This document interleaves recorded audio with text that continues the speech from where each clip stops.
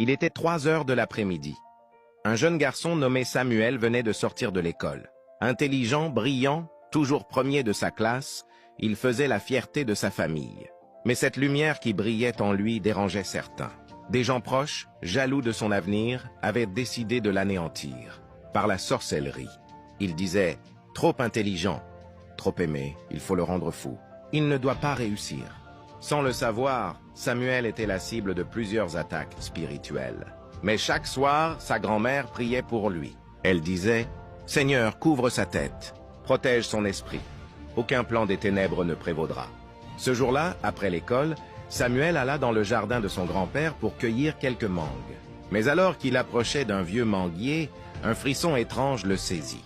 Il sentit une lourdeur comme si l'air était devenu épais. Et là, il vit.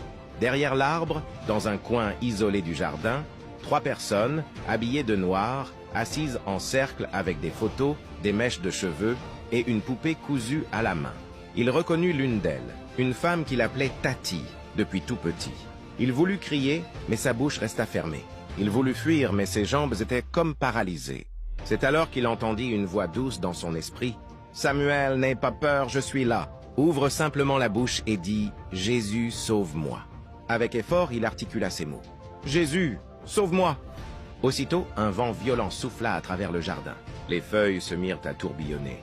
Les objets des sorciers furent dispersés. Une flamme s'alluma au centre du cercle et leurs visages furent frappés de panique. Ils crièrent, tombèrent au sol et s'enfuirent. Samuel, libéré, courut chez lui, raconta tout à sa grand-mère qui répondit « Je t'avais dit, tant qu'on prie, rien ne pourra t'atteindre. » Aujourd'hui, Samuel est devenu médecin. Il soigne des vies, là où certains voulaient détruire la sienne.